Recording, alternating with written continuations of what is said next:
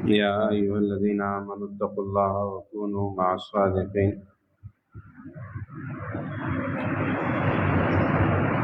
صدق الله العظيم وبلغنا رسوله النبي الكريم درود شریف پر اللهم صل على سيدنا محمد کرم دوستو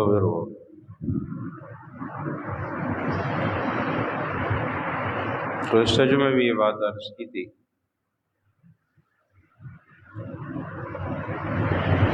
کہ رمضان المبارک کے بعد کی جو زندگی ہے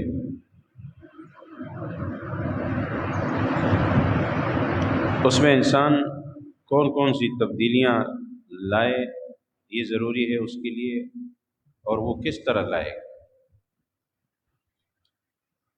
تاکہ اس کے باقی ماندہ باقی سال کی زندگی بھی رمضان المبارک جیسی ہو جائے۔ ہمارے ذہنوں میں یہ ہوتا ہے کہ نیک صالح دیندار پرہیزگار بننے کے لیے اصل کام یہ ہے کہ ہم نیکیاں زیادہ کریں، نماز پڑھیں، روزے رکھیں، زکوٰۃ ادا کریں، صدقہ خیر و خیرات کریں، تلاوت ذکر و اذکار کریں، تہجد کی نماز اور دیگر نفل نمازیں پڑھیں، اشراق، چاش، توابین۔ ہمارے ذہنوں میں یہ ہوتا ہے کہ نیک آدمی اس کو کہتے ہیں، حالانکہ حقیقت یہ ہے کہ نیک بننا اور نیک آدمی بننا، پرہیزگار اور متقی بننا، اس کے لیے سب سے پہلے گناہوں سے بچنا ضروری ہے۔ نیکیاں تو آپ بعد میں کریں گے اور نیکیوں کا اصل نفع تو بعد میں ملے گا۔ سب سے پہلے انسان اپنے آپ کو گناہوں سے، نافرمانی سے بچائے گا اللہ تبارک و تعالیٰ کی، تب اس کے بعد جا کر وہ نیک صالح دیندار پرہیزگار بن سکتا ہے۔ اگر اس کی زندگی میں گناہوں سے نکلنے کا کوئی راستہ نہیں ہے، گناہوں میں مبتلا ہے، نافرمانیوں میں مبتلا ہے، بلکہ ایسا ہوتا ہے کہ بہت سے گناہوں کو تو ہم گناہ ہی نہیں سمجھتے، کہتے ہیں کیا ہوا، سب لوگ تو کر رہے ہیں، یہ تو سب کرتے ہیں۔ یہ ہمارے پاس ایک دلیل ہوتی ہے جو شیطان سے کہتا ہے کہ سب لوگ کر رہے ہیں تو اس میں کوئی حرج کی بات نہیں ہے، حالانکہ گناہ عام ہونے سے گناہ ختم نہیں ہو جاتا، وہ پھر بھی گناہ رہتا ہے۔ ظاہر ہے کہ آج کل کا تو ماحول ایسا ہے کہ گناہ تو عام ہے، ہر کوئی اس میں مبتلا ہے۔ اب اگر یہ دلیل سامنے رکھی جائے کہ جی جب ہر کوئی کسی چیز میں مبتلا ہو جائے گا تو اس کے بعد اس کا گناہ ہونا ختم ہو جائے گا، ایسا تو کچھ بھی نہیں۔ یہ تو قرآن سنت کی بات ہے ہی نہیں سرے سے، بلکہ جب گناہ عام ہو جاتا ہے اس صورت میں اپنے آپ کو گناہ سے بچانا اور بھی جان جوگوں کا اور مشکل کام ہے، لہذا اس پر اجر و ثواب اور بھی زیادہ ہے، اور اس کی اہمیت اور بھی زیادہ ہے کہ ایک عام گناہ سے انسان اپنے آپ کو بچائے، کیونکہ بچانا ذرا مشکل ہو جاتا ہے۔ تو اس لیے میں عرض کر رہا ہوں کہ جو نیک ہونے کا تصور ہمارے ذہن میں ہے کہ جب آپ کو اور ہمیں کوئی کہے کہ بھئی نیک بننا چاہیے تو ہم کہتے ہیں کہ ٹھیک ہے، ہم نیک اعمال کریں گے تو ہم نیک بن جائیں گے، لیکن حقیقت میں صرف نیک اعمال کرنے سے کوئی نیک نہیں بنتا جب تک وہ اپنے آپ کو گناہوں سے بھی نہ بچائے۔ کمرے کے اندر لوگ مکان کے اندر اے سی لگاتے ہیں ٹھنڈی ہوا کے لیے، تو آپ کو معلوم ہے کہ پھر اس کو بند کر دیا جاتا ہے کہ باہر سے گرم ہوا نہ آئے، ورنہ اگر باہر سے گرم ہوا آئے، کھڑکیاں دروازے کھلے ہیں تو پھر اے سی کا کوئی فائدہ نہیں۔ تو اسی طرح اگر انسان نیکیاں بھی کر رہا ہے، نیکیوں کا بندوبست اس نے کر لیا، نمازیں، ذکر، اذکار، تلاوت، تہجد، لیکن اس کی زندگی میں سے گناہ نہیں نکل رہے، تو پھر ایسی صورت میں ایسا ہی ہے کہ اس نے اے سی بھی لگایا ہوا ہے، کمرہ بھی کھلا چھوڑا ہوا ہے، اب اس کو وہ فائدہ حاصل نہیں ہوگا۔ گناہوں کی بھی تو اقسام ہیں۔ حقوق العباد کے متعلق گناہ ہوتے ہیں جب انسان لوگوں کے حق دبا کے رکھتا ہے، اس کے پاس لوگوں کا حق ہے، قرض ہے، مقروض ہے، لوگوں کا قرضہ باوجود وسعت کے نہیں ادا کر رہا، فراڈ دھوکے کا مرتکب ہے، مال کسی بھی طریقے سے جمع کرنے کے چکر میں ہے، چاہے حلال ہو یا حرام ہو۔ یہ اس کے ہاں کوئی تفصیل نہیں ہے، جیسے حدیث میں آتا ہے کہ قیامت کے قریب لوگ ایسے ہو جائیں گے کہ جب مال جمع کریں گے یہ نہیں سوچیں گے کہ حلال ہے کہ حرام ہے، بس مال کسی طریقے سے آنا چاہیے، اس کے لیے جو بھی طریقہ استعمال کریں، جو بھی اس کے لیے راستہ استعمال کریں، بس مال اس کے پاس آ گیا، اس کے بعد یہ نہیں دیکھتے کہ بھئی میرے لیے اس کا استعمال شرعاً جائز ہے نہیں ہے، کس طرح خرچ کروں گا، کس مد میں خرچ کروں گا، اس چیز کا کوئی پرواہ اس کی نہیں۔ چنانچہ میں کئی مرتبہ یہ بات عرض کرتا ہوں، آپ سے مال لینے والا، آپ سے چندہ لینے والا، آپ سے تعاون طلب کرنے والا کس طرح لے رہا ہے، کس طرح جمع کر رہا ہے، وہ آپ خود فیصلہ کر سکتے ہیں۔ اگر آپ کے سامنے ایک جھولی آئی اور آپ کے سامنے ایک چندے کی آواز آئی اور اس کے بعد کوئی پتہ نہیں چلتا کہ اس میں فطرانہ ہے، کہ اس میں قربانی ہے، کہ اس میں سرسایہ ہے، کہ اس میں زکوٰۃ ہے، کہ اس میں کوئی اور مال ہے، بس سارا جمع کر کے باندھ دیا گیا، بعد میں کیسے الگ کریں گے کہ اس میں کون کون سا مال آیا اور کہاں خرچ کرنا ہے؟ یہ تو معلوم نہیں ہوا۔ جب معلوم نہیں ہوا تو اس کو دو چیزیں ہوتی ہیں، ایک صدقات نافلہ ہیں، نفلی صدقات، اور ایک ہوتی ہے صدقات واجبہ۔ جو نفلی صدقہ ہے اس کو کہیں بھی خرچ کیا جا سکتا ہے، تعمیر میں بھی خرچ کر سکتے ہیں، تنخواہوں میں بھی خرچ کر سکتے ہیں، اور اس کے علاوہ جو ہے کسی بھی مد میں خرچ کیا جا سکتا ہے جو بھی وہاں ضرورت ہو۔ جیسے ہم مسجد میں دیتے ہیں یہ بھی نفلی ہے، اس کو ہم مسجد کی تعمیر میں بھی لگا سکتے ہیں، مسجد میں جو تنخواہیں دیتے ہیں اس میں بھی لگا سکتے ہیں۔ لیکن نفلی کے علاوہ جو واجب صدقات ہوتی ہیں، واجب لازمی، زکوٰۃ ہے یہ فرض ہے، فطرانہ ہے یہ واجب ہے، اور قربانی کی کھال اگر فروخت ہو جائے تو اس کی رقم جو ہے وہ بھی ظاہر ہے کہ مستحقین کا حق ہے۔ اسی طرح کسی نے منت مانی اور منت ماننے کے بعد اس کا کام پورا ہو گیا، اب وہ اللہ کے راستے میں دے رہا ہے، رقم دے رہا ہے، یہ بھی واجب ہے۔ اس کے لیے قرآن کریم نے مستحقین بتائے ہیں، میں نے رمضان المبارک میں آپ کے سامنے عرض کیا تھا، تو یہ ان مستحقین کے پاس جاتا ہے۔ تو جمع کرنے والوں کے اوپر تو پھر یہ لازم ہوتا ہے کہ وہ اس کی تحقیق کریں اور اس کو مد کو الگ الگ رکھیں کہ یا تو بھئی یہ مد جو ہے اس چیز کی ہے، یہ اس کی ہے، تاکہ آگے خرچ کرنے میں تو آسانی ہو۔ لیکن اگر اس ترتیب کے مطابق جمع ہی نہیں ہو رہا، نہ جمع کرنے والا اس کا لحاظ کر رہا ہے، نہ دینے والا خیال کر رہا ہے، نہ لینے والا خیال کر رہا ہے، تو اس کا مقصد یہ ہوا کہ یہاں پیسہ جمع کرنا مقصد ہے، پیسہ جمع کرنا مقصد ہے۔ اگر آپ نے فطرانہ دے دیا، آپ نے زکوٰۃ دے دی، آپ کی زکوٰۃ اور فطرانے کو بعد میں کیسے الگ کریں؟ کس کے پاس ہے اس کا طریقہ؟ یہ طریقے چلتے ہیں آج کل۔ تو اصل طریقہ کار یہ ہے کہ مال آج کل یہی ہے نا کہ مال آنا، تو لوگوں کو تو یہ اعتراض ہوتا ہے کہ جی چندہ ہو گیا، پیسے جمع ہو گئے، یہ کیوں ہو گئے، کیسے ہو گئے، اس بیچارے کو یہ پتہ نہیں ہوتا کہ یہ جو جمع ہوتا ہے اس کے بعد کس ترتیب کے مطابق اس کو خرچ کیا جانا چاہیے، اور اس کے خرچ کرنے کا علم کس کے پاس ہے، اور اس علم پر عمل کون کر رہا ہے۔ یا پتہ ہوگا لیکن چلتا رہتا ہے، لوگوں کو یہ پرواہ نہیں ہوتی آج کل۔ تو حقیقت حال جب ہم بیان کرتے ہیں، شاید کسی کو اچھا لگے نہ لگے، لیکن حقیقت حال یہ ہے کہ لوگ مال جمع کرنے کی تگ و دو میں لگے ہوئے ہیں، اور حدیث کی مصداق ہے جو فرمایا رسول اللہ صلی اللہ علیہ وسلم نے، اس میں کوئی شک شبہ نہیں۔ اب اگر یہ گناہ بھی کسی میں ہو، یہ تو مالی گناہ ہو گیا نا، خیانت ہو گئی، تو اللہ تبارک و تعالیٰ کے سامنے انسان جو گناہگار ہوتا ہے اس کو پتہ ہوتا ہے کہ میں ٹھیک نہیں کر رہا،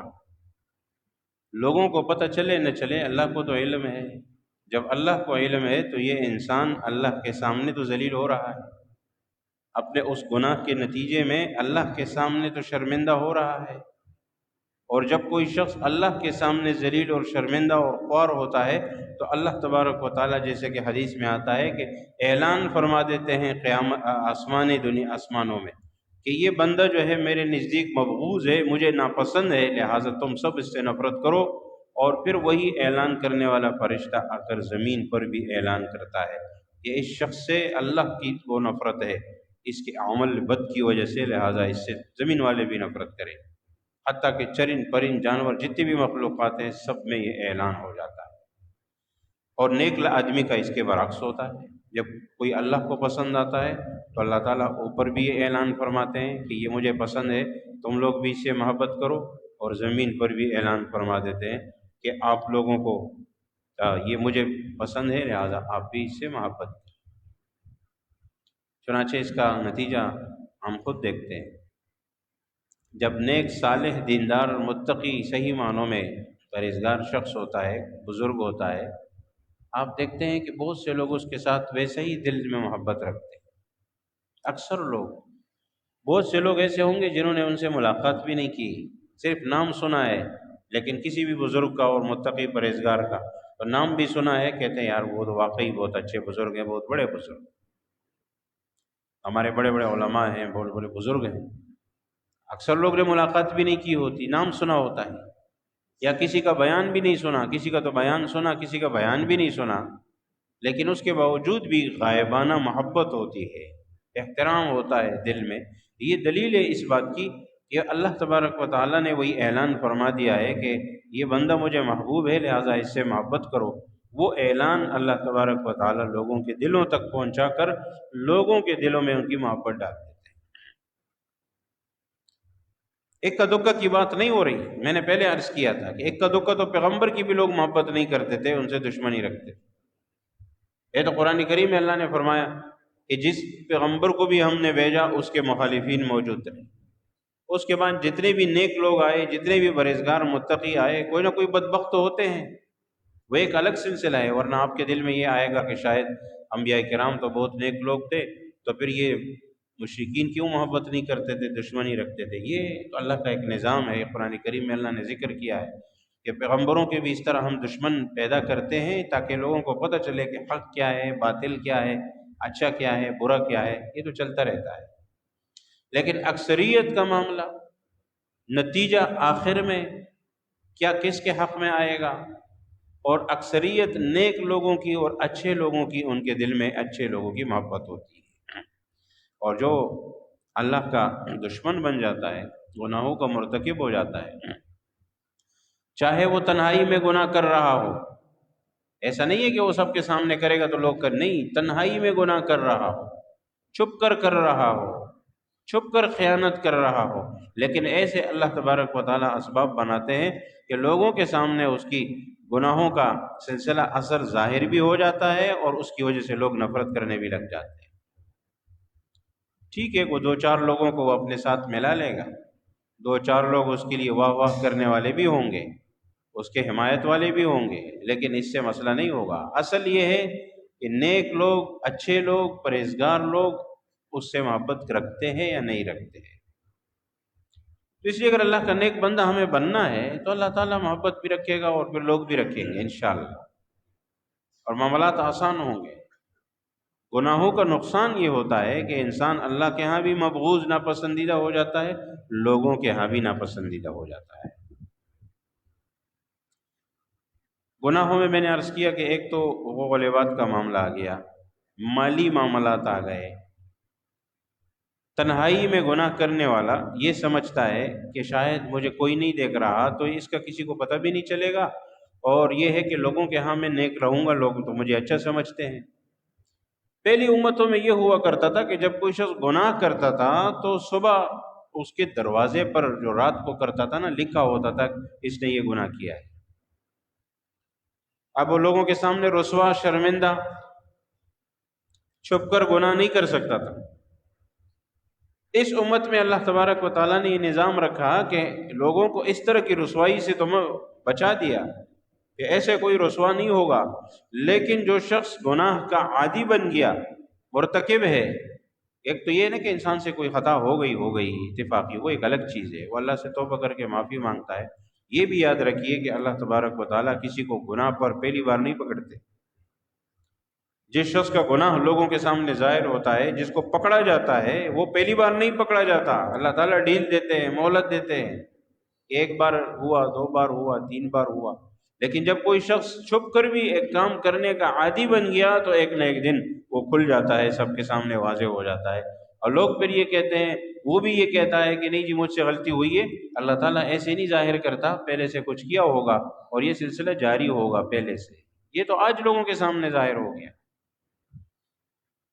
تو اس لیے اس امت کو اللہ تعالیٰ نے اس طرح کی رسوائی سے تو محروم، مطلب یہ ہے کہ محفوظ کیا ہے، لیکن یہ ضرور ہے کہ یہ یاد رکھا جائے کہ اگر کوئی شخص رات کی تنہائی میں تہجد بھی پڑھتا ہے، صبح کو اس کو چہرے پر روشنی ہوتی ہے، اس کا چہرہ چمکتا ہے، پتہ چلتا ہے کہ یہ تہجد گزار ہیں، عبادت گزار ہیں، نیک ہیں۔ یہ رنگ سے نہیں ہوتا، کسی کا رنگ سفید ہے، کسی کا رنگ کالا ہے، اس سے نہیں ہوتا۔ آپ جا کے دیکھیں، سرخ رنگ کے انگریز ہوں گے، سرخ رنگ کے، سرخ و سفید، اور بظاہر حسین جمیل، لیکن چونکہ ان کے وہ غیر مسلم ہیں، ان کے اعمال ایسے ہیں، ان کے چہروں سے لعنت ٹپک رہی ہوتی ہے، وہ حسن، وہ نور نہیں ہوتا ان کے چہروں پر۔ اور ایک کالا افریقی حبشی آپ دیکھیں گے، آ کے کہیں مرکز میں دیکھیں جہاں باہر سے لوگ آتے ہیں، دین کے لیے آتے ہیں، محنت کے لیے، آپ ان کو دیکھیں کہ رنگ سے کالے ہوں گے، یا کہیں آپ عمرے کے لیے، حج کے لیے گئے ہوں تو آپ نے وہاں بھی مختلف لوگ دیکھے، رنگ سے جیسے بھی ہوں، لیکن چہرے پر نور ہوگا، ایک نورانیت چمکتی ہوگی۔ تو نورانیت سفید ہونے کا نام نہیں ہے، یا سرخ ہونے کا نام نہیں ہے۔ ابو لہب کے متعلق آتا ہے، ابو لہب کو ابو لہب کیوں کہتے تھے؟ رسول اللہ صلی اللہ علیہ وسلم کے چچا لہب شعلے کو کہتے ہیں، اور وہ وجیح شخص تھے، سردار بھی تھے، اور صحت اور بدن اور چہرہ ایسا سرخ و سفید، ایک وجیح شخص، اور داڑھی تو سب کی ہوتی تھی اس زمانے میں۔ تو ایسے شخص کے اس کو دیکھ کر لوگوں پر روب آئے کہ یہ کیسے سرخ و سفید اور ماشاءاللہ سے کیسی ان کی شخصیت ہے، لیکن اللہ نے کیا فرمایا کہ تبت یدا ابی لہب، ابو لہب تباہ برباد ہو گئے۔ اس لیے تباہ ہو گیا کہ اس نے اللہ کے رسول صلی اللہ علیہ وسلم کی گستاخی کی، بے ادبی کی ہے۔ یہ انکار کر لیتا تو الگ بات تھی، اس سے بے ادبی کیوں کی؟ بے ادبی، بے ادب جو ہے یہ بہت خطرناک ہوتے ہیں۔ انکار کرنے والے تو ایسے بھی تھے کہ جن کو بعد میں بھی اللہ نے توفیق دے دی، فتح مکہ تک اور رسول اللہ صلی اللہ علیہ وسلم کے آخر وقت تک بہت سے صحابہ کرام ایسے تھے جو شروع میں ایمان نہیں لائے، بعد میں لے آئے۔ مسلمانوں کے ساتھ انہوں نے جنگیں کی، لڑائیاں لڑی، مسلمانوں کے خلاف میدانوں میں سرگرم رہے، لیکن بعد میں اللہ نے ایمان کی توفیق دی، مسلمان ہو گئے، اور اللہ کو ان کے اعمال کوئی بھی بات پسند آ گئی۔ وہ اس لیے آئی کہ انہوں نے انکار تو کیا تھا کہ یہ بات، یہ چیز دین ہمارے سمجھ میں نہیں آ رہا، لیکن انہوں نے توہین نہیں کی، مذاق نہیں اڑایا، بس نہیں سمجھ میں آیا، ایمان نہیں لائے۔ جب اللہ نے توفیق دے دی تو ایمان لے۔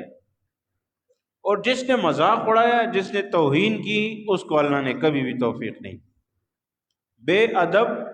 محروم شد از لطف رب، یہ بزرگوں نے کہا ہے کہ جو بے ادب ہے وہ اللہ کی لطف اور مہربانی سے، رحمت سے محروم ہے، اس کو کبھی بھی پھر اللہ تعالیٰ توفیق نہیں دیتا، کیونکہ وہ ادب نہیں کر رہا، وہ کسی چیز کو مانتا ہی نہیں ہے، پھر اس کی عزت احترام ہی اس کے دل میں نہیں ہے، دین کا احترام نہیں ہے، پیغمبر کا نہیں ہے، کتاب کا نہیں ہے۔ اور آج کل کے حساب سے دیکھا جائے تو علم کا احترام نہ ہو، عالم کا احترام نہ ہو، دیندار کا احترام نہ ہو، عزت نہ ہو، تو پھر اس کے بعد پھر اللہ تعالیٰ توفیق نہیں دیتا۔ ہم نہیں دیکھتے معمولی سے اختلاف سے لوگ توہین کرتے۔ اختلاف الگ چیز ہے، یا میں نے کئی بار عرض کیا ہے، توہین الگ چیز ہے۔ آپ اختلاف کر سکتے ہیں، آپ مجھ سے، میں آپ سے کسی بات میں اختلاف رکھ سکتا ہوں، یہ مجھے بھی حق حاصل ہے، آپ کو بھی حاصل ہے، لیکن توہین کا حق کسی کو حاصل نہیں ہے کہ وہ ایک دوسرے کی توہین کرے۔ یہاں پھر معاملہ حقوق العباد کا آ جاتا ہے، اور پھر قرآن کریم میں اللہ تعالیٰ نے ارشاد فرما دیا کہ توہین کسی مسلمان کی، یہ تو حدیث میں بھی آتا ہے کہ خانہ کعبہ کو گرانے سے ڈھانے سے اللہ کے ہاں زیادہ ناپسندیدہ ہے ایک مسلمان کا ناحق قتل ہو، اس کی توہین۔ تو ہمارے ہاں کیا ہوتا ہے، یہ چیز ہم میں ہے کہ ہم آج کا جو معاشرہ ہے وہ اختلاف کے ٹائم، اختلاف کے وقت حدود میں نہیں رہتا، حدود سے باہر ہو جاتا ہے۔ جس سے بھی اختلاف آ گیا تو یہ نہیں دیکھتے کہ اختلاف کس سے ہو رہا ہے، کسی بہت بڑے عالم سے ہے، کسی نیک آدمی سے ہے، کسی دیندار پرہیزگار جو اچھی شہرت والا ہے، کسی سے بھی ہے، یہ نہیں دیکھتے۔ بس اختلاف ہے تو مذاق اڑاؤ، توہین کرو، اور جیسے قرآن میں آتا ہے غلط غلط نام لو۔ یہ تو اب ہمارے لیڈروں کا کام بھی بن گیا ہے، یہ بڑا بڑا لیڈر بھی جب بیان کرتا ہے تو وہ بھی لوگوں کو مذاق اڑاتا ہے، وہ ایسا ہے، وہ ایسا ہے، وہ کسی کا نام بگاڑ رہا ہے، وہ اس کا بگاڑ رہا ہے۔ تو جب بڑے یہ کریں گے تو چھوٹے بھی یہی کریں گے، کیونکہ یہ چیز تو سکھائی جا رہی ہے۔ اذا کان الغراب دلیل قوم سیہدیہم سبیل الہالکین، کسی نے عرب نے کہا تھا کہ جب کوا لوگوں کا رہنما بن گیا تو وہ خود بھی کچرے پہ جائے گا، لوگوں کو بھی لے جائے گا، یہی ہوگا پھر۔ آج ہمارے ہاں کیسے ہوتا ہے، سیاست میں کیا ہو رہا ہے، اختلاف ہوتا ہے وہ توہین، اختلاف تو ہوتا رہتا ہے، کوئی مسئلہ نہیں، توہین۔ وہ توہین کیا ہے کہ جی ایک آدمی ایک پارٹی میں، وہ کہتا ہے کہ جو میرے پارٹی کا آدمی ہے نا بس یہی صرف ہے اس پوری دنیا میں، اس کے علاوہ تو اور کوئی ہے ہی نہیں، یہی سب کچھ ہے، یہی سب کچھ ہے۔ اور بعض لوگ تو ایسے بڑا چڑھا کر پیش کر لیتے ہیں کہ جی وہ باقاعدہ جو ہے کسی نیک بزرگ دیندار پرہیزگار متقی اور پتہ نہیں کیا کیا بنا لیتے ہیں، اور بنانے کے بعد پھر یہ اعتراض تو ہم مولوی بھی لوگ کرتے ہیں نا کہ بھئی ہاں آپ لوگ ہمیں کہہ رہے ہو کہ جب مولویوں کا کوئی احترام نہیں کرے گا تو اس کا نکاح ٹوٹ جائے گا۔ بھئی وہ اختلاف سے نہیں ٹوٹتا کہ آپ نے کسی سے اختلاف کر لیا تو آپ کا نکاح ٹوٹ گیا، نہیں، یہ بات توہین کی ہے، اور توہین بھی دین کی بنیاد پر، علم کی بنیاد پر۔ اگر اس بنیاد پر کوئی توہین کرے گا تو ظاہر ہے کہ اس کا ایمان تو نہیں رہے۔ ہاں سیاسی اختلاف میں ہم نے یہ کبھی نہیں کہا کہ آپ کسی سے سیاسی اختلاف رکھیں، آپ کسی سے کسی اور معاملے میں اختلاف رکھیں اور وہ عالم ہے، لیکن آپ کسی معاملے میں، دین کے معاملے میں میں نے پہلے عرض کیا تھا کہ جاہل اور عالم کا اختلاف تو نہیں ہو سکتا، جاہل جاہل ہے، عالم عالم ہے۔ اگر جاہل کا لفظ اچھا نہ لگے تو ہم یہ کہہ سکتے ہیں کہ غیر عالم، تو غیر عالم کا اور عالم کا علم میں تو اختلاف اس لیے نہیں ہو سکتا کہ وہ عالم اور غیر عالم کا اختلاف کیا مقصد ہو گیا۔ ہاں کسی اور معاملے میں اختلاف ہے، سیاست کے معاملے میں، کسی اور دنیاوی معاملے میں، کسی انتظامی معاملے میں ہے کہ جی یہ کام ایسے ہونا چاہیے، یہ ہونا چاہیے، تو یہ اختلاف ہے، یہ ہو سکتا ہے، کوئی حرج کی بات نہیں ہے۔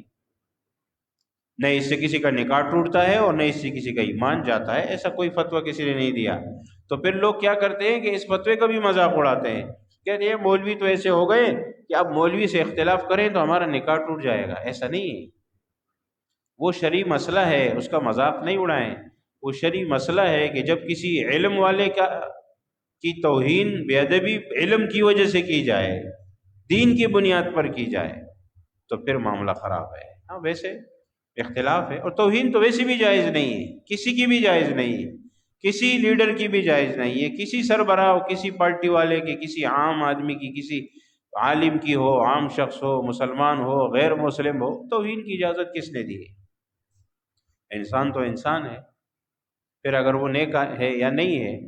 کسی کے پارٹی کا بھی لیڈر ہے، کسی کا بڑا ہے، کسی کا کچھ بھی ہے، تو ہم نے اس لیے عرض کیا ہے کہ ہمارے ہاں دیکھیں آپ ملکی سیاست میں کیا ہوتا ہے کہ ہمیشہ لوگ ایک دوسرے کے بڑوں پر، ایک دوسرے کے لیڈروں پر، ایک دوسرے کے سربراہوں پر بھائی توہین بے ادبی پتہ نہیں کیا کیا بول رہے ہوتے ہیں۔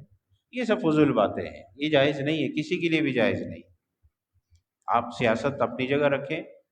آپ ووٹ کسی کو بھی دیں، اس لیے کہ ہم نے یہ آپ سے عرض نہیں کرتے، وہ ہمارا کام یہاں پر بتانے کا نہیں ہوتا، لیکن شرعی بات جہاں پر آتی ہے تو اس پر پھر ہمیں اس کی اصلاح کی جی ہماری ذمہ داری ہے۔ پہلے بھی جب ہم کبھی کوئی ایسی بات کرتے تھے تو بعض لوگوں کو گلہ ہوتا تھا کہ جی وہ اس طرح کوئی بات آ گئی، پھر لوگ پارٹی، پھر لوگ جو ہے نا ہمیں ووٹ نہیں دیں گے، پھر یہ ہوگا وہ ہوگا۔ میں نے کہا بھائی ہم تو ہمیشہ یہ عرض کرتے ہیں کہ ہم نے تو آپ کو کبھی یہاں سے یہ نہ کہا کہ کسی کو ووٹ دو کسی کو نہ دو، لیکن شرعی مسئلے کی وضاحت کے لیے ہم بیٹھے ہوئے ہیں، ہمارا کام ہے، ذمہ داری ہے۔ اگر ہم ایک چیز غلط دیکھ رہے ہیں تو ہمیں اس کی اصلاح کرنا ہمارا فرض ہے، ہم اس نیت سے بات کرتے ہیں۔ باقی میں نے عرض کیا کہ ہمیں کسی کے لیے کوئی دل میں بغض نہیں،